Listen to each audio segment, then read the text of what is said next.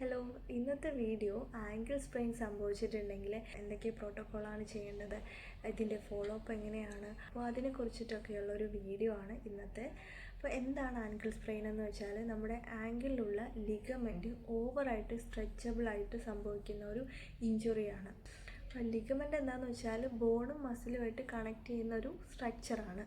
ഇപ്പോൾ രണ്ട് ടൈപ്സിലായിട്ടായിരിക്കും ഈ ഒരു ഇഞ്ചുറി സംഭവിക്കുന്നത്. ഒന്ന് നമ്മുടെ കാല് അകത്തേക്ക് വളഞ്ഞിട്ട് സംഭവിക്കുന്ന ഇഞ്ചുറി, അല്ലെങ്കിൽ കാല് പുറത്തേക്ക് വളഞ്ഞിട്ട് സംഭവിക്കുന്ന ഒരു ഇഞ്ചുറിയാണ്. അതായത് ഇപ്പോൾ പെട്ടെന്ന് നടന്നു പോകുമ്പോൾ, അല്ലെങ്കിൽ കാലൊന്ന് സ്ലിപ്പാകുമ്പോൾ, അല്ലെങ്കിൽ വീഴുമ്പോൾ, ആ ഒരു സിറ്റുവേഷൻസിലൊക്കെ ഈ ഒരു ഇഞ്ചുറി സംഭവിക്കാവുന്നതാണ്.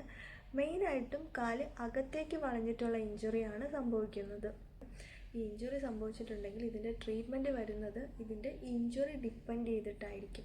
ഇതിൻ്റെ ഇഞ്ചുറിയുടെ ഒരു സിവിയാരിറ്റി ഡിപ്പെൻഡ് ചെയ്തിട്ടായിരിക്കും ഈ ഇഞ്ചുറിയുടെ ട്രീറ്റ്മെൻറ്റ് വരുന്നത്. അതായത് first degree, second degree, third degree ആയിരിക്കും.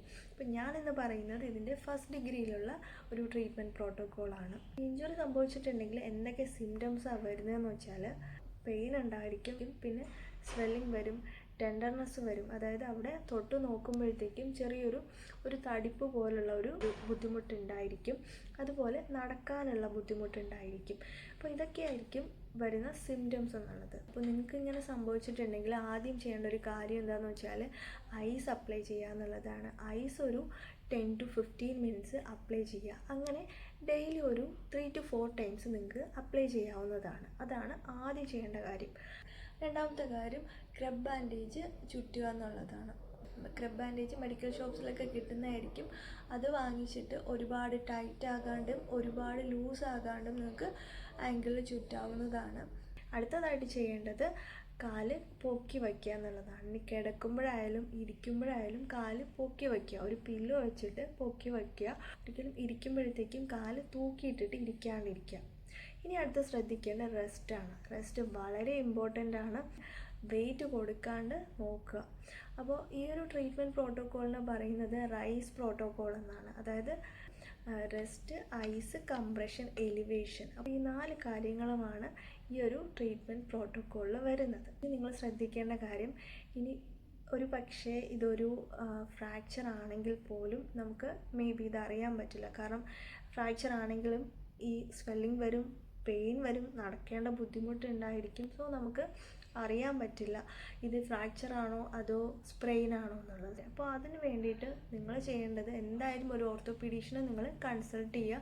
ഒരു എക്സ്റേ എടുത്താൽ മാത്രമേ നമുക്ക് അറിയാൻ പറ്റുള്ളൂ ഇതിന് ഫ്രാക്ചർ ആണോ ഇല്ലയോ എന്നുള്ളത്. എന്തായാലും ഒരു ഓർത്തോപീഡീഷ്യനെ നിങ്ങൾ കൺസൾട്ട് ചെയ്തിട്ട് അത് ഡയഗ്നോസ് ചെയ്ത് ഇത് കൺഫേം ചെയ്തിരിക്കണം, ഫ്രാക്ചർ ആണോ അതോ സ്പ്രെയിൻ ആണോ എന്നുള്ളത്. അപ്പോൾ ആരും ഒരു സെൽഫ് ട്രീറ്റ്മെൻറ്റ് എടുത്തിട്ട് അത് കണ്ടിന്യൂ ചെയ്യാൻ പാടില്ല. ആദ്യം തന്നെ ഒരു ഓർത്തോപീഡീഷ്യനെ നിങ്ങൾ കൺസൾട്ട് ചെയ്യുക.